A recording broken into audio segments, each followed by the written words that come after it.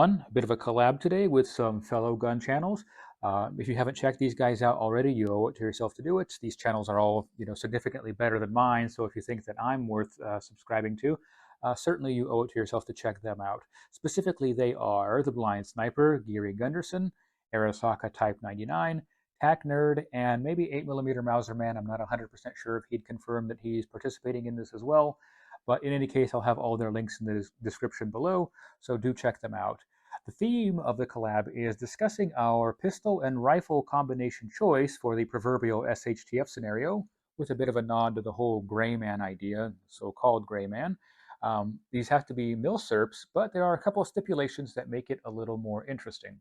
Specifically, they are that the rifle cannot be a self-loader, it has to be manually operated. And the reason for that is because if you say, well, what milsurp for SHTF, almost everybody's going to pick an SKS, and I don't know that the internet needs another 6 videos on the theme of SKSs and SHTF. The other one that I don't know if everybody agreed to, but I'm sticking to it, is no 7.62x51. This is because there's a lot of military bolt actions out there in 7.62 NATO, and so those kind of win on ammo availability alone without much regard to the merits of the firearm itself. So that's another one that most people will probably be sticking to. There may be a couple people that deviate from that one. So that's kind of it. There's actually no stipulations on the pistol. And for me, the choice for rifle was extremely clear. And that, of course, is a Chinese conversion of a Japanese Type 38 carbine to 7.62x39.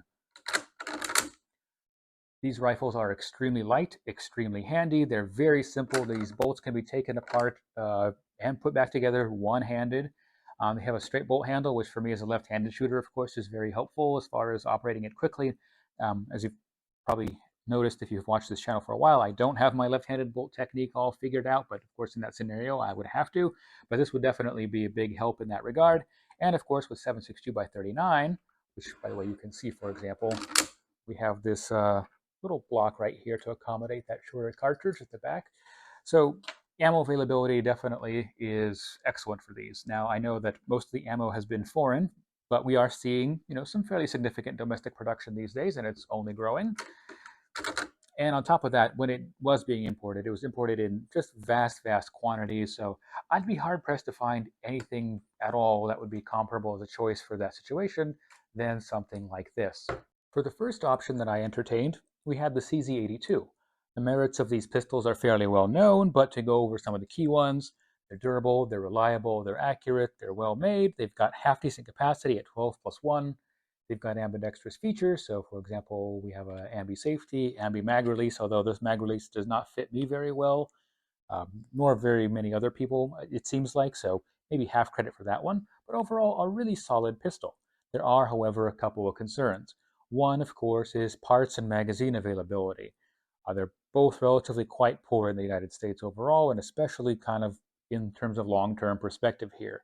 So there's only, as far as I know, one aftermarket manufacturer of these magazines, and it has a pretty questionable reputation and poor availability too. Really, to get these to run reliably, you should pretty much only trust these Milsurp original magazines, and they don't exactly grow on trees. That's a bit of a problem. The other concern, of course, is the caliber. So these are 9x18, and really even at the best of times, this was always a bit of a niche caliber, at least in this part of the world. And there's very, very little in the way of domestic production, almost none. So a vast, vast, vast majority has been coming in from overseas, which in that situation we won't be able to rely on. And so that's going to be a problem. So I had to dismiss this option. The next candidate that I heavily considered was the Beretta 92S. In case you're wondering why 92S and not 92FS, well, because I stuck to the stipulation that it has to be something that I actually bought as surplus, not just something that's identical in design. So for example, even though this is more or less identical to a US M9, it is not a US M9, and so it's not in the running. It has to be something that I actually bought as a milsurp. As such, 92S. So anyways, it does solve a few of the problems the CZ82 has. For example, ammo availability. It's a 9mm Luger, which is about 1,000 times more common. Magazine availability is better too, even though this is the style with the heel release. Geometrically, these mags are identical to the much more common, M9 92FS magazine. The only way in which they differ is the placement of the magazine release. And many of your magazines are actually manufactured for both. So for example, here we see the cut for the 92S. This is the cut for the 92FS. So most of your magazines, or many of them, will fit both, and those that don't, you can just as easily cut right here, make them work. Not a problem. As far as parts availability, well, it's not terrible. There's some interchangeability with the 92FS, which is much more common, although far from 100%. This earlier design, there was multiple modifications made to it to get to the 92FS beyond just the placement of this mag release. So you don't get full interchangeability, but you get a little bit. So that's something. However, it does have some considerable drawbacks that cannot be ignored. For starters, for me as a left-handed shooter, this is not a very left-hand friendly gun. Mag release being placed here means it's pretty much inaccessible to me as a left-handed shooter, pretty much covering it right up. On top of that, of course, these early designs did not have the ambi safety slash decocker as well, so that's a bit of a problem. The bigger one, though, is this pistol is absolutely huge. It is very difficult to conceal. In terms of height and length, it's the same as like a full-size USGI 1911, but it's actually thicker because of the double-stack magazine. Very difficult pistol to conceal, especially, if we're talking about this whole gray man thing you're going to have to dress around this pistol. It might make it obvious that you're trying to hide some kind of a weapon of this proportion. So that's a bit of a problem. I had to dismiss this option as well. Okay, so enough about who didn't win. Let's talk about who did. And in my opinion, kind of the ultimate choice would be the Browning High Power, or at least a clone thereof. This is actually an Israeli Karine, but they're all fairly similar. Why this? Well, for starters, you do have parts interchangeability with Browning High Power, so that's available. You also have magazine interchangeability with them. These magazines are fairly common. They're fairly widespread. They're still made today.